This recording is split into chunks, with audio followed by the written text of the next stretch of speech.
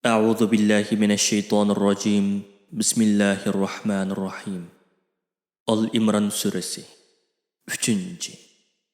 Nahayeti şefkatlik, tolumu mehriban Allah'ның ismi bilen başlayman. Ey peygamber, öz vaqtida periştiler Meryem'ge, ey Meryem, Allah sana özünün bol degan kalimasi orqali törlüdigan bir perzat bilen xush xabar berdi. Onun ismi Mesih Meryem oğlu İsa'dır. O dünyadımı, ahiretdimi obro'yliq va qiyomat kuni Allohga yaqin kishilarning qatoridan bo'ladi. U gap qiladigan yeshiga yetishdan burunqi bu vaqt chig'idimi, cho'ng bo'lib quromiga yetgan chig'idimi, Allohdan kelgan vahiyga asoslanib, payg'ambarga xos usul bilan kishilarni Allohga da'vat qilib so'zlaydi. So'zida va amaliyatida ulgulik va fazilatlik zotlar qatoridan bo'ladi degan chog'da sen u yerda yo'q eding. Maryam bu ishga ajablanib, "Men yotliq bo'lmagan tursam yoki buzuqchilik qilmagan tursam, mening qandoq bolam bo'ladi?" dedi. Farishta uningga, "Bu ish Allohga qiyin emas. Chunki Alloh xohlagan narsani yaratadigan, hammaga qodir ilohdir. U qandoqli bir narsani yaratmoqchi bo'lsa, uningga bo'l deydi-da, u darhol bo'ladi" dedi.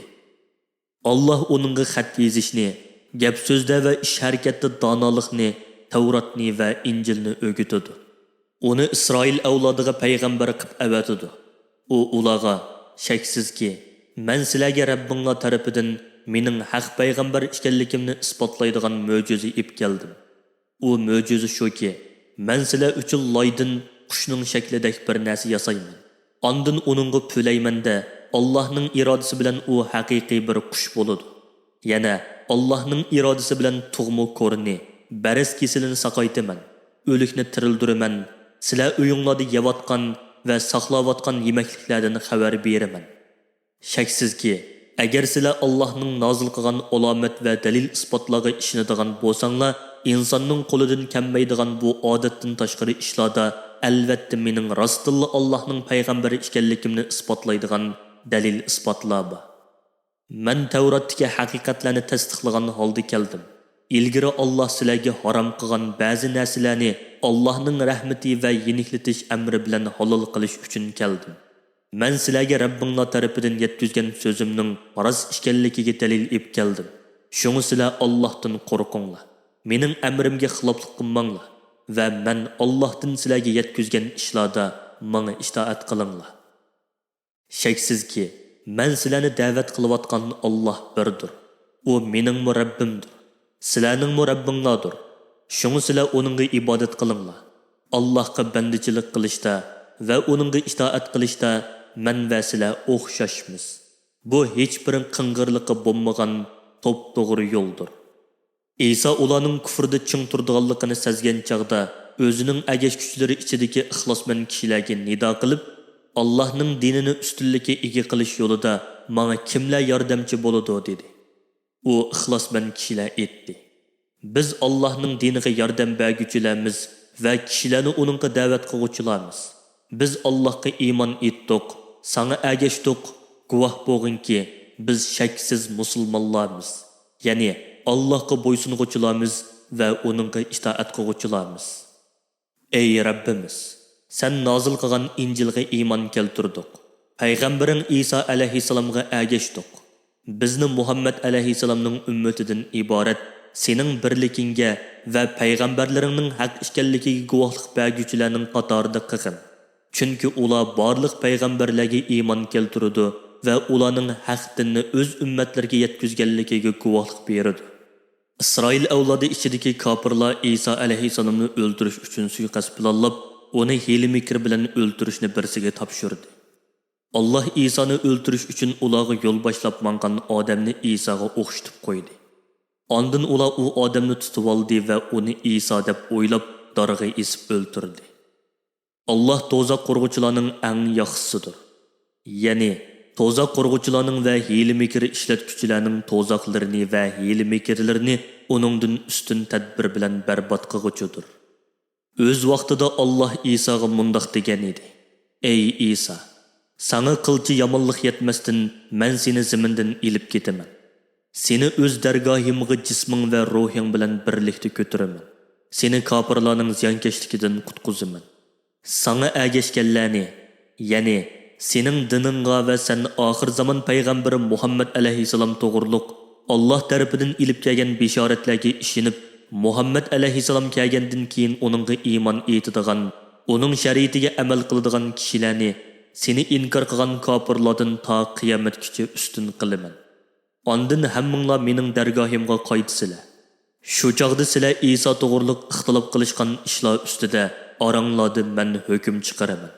Yahudilar ichidagi Isoni inkor qilganlarni, Xristianlar ichidan uni iloh qilib olganlarni dunyoda o'ldirish, mol-mulkidan ayirib etish, saltanatini yo'q qilish bilan oxiratda bo'lsa qattiq azob bilan jazolayman. Yahudilar ichidagi Isoni inkor qilganlarni, Xristianlar ichidan uni iloh qilib olganlarni dunyoda o'ldirish, mol-mulkidan ayirib etish, saltanatini yo'q qilish bilan oxiratda bo'lsa qattiq azob bilan jazolayman. Ularni Allohning azobidan qutqizadigan hech bir madadkor chiqmaydi.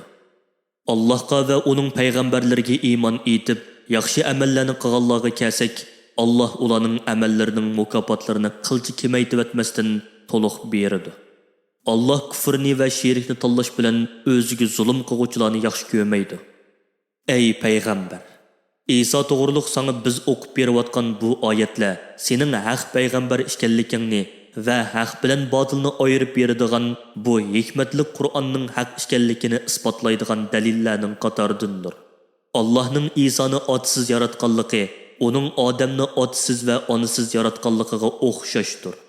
Alloh odamni tuproqdan yaratdi.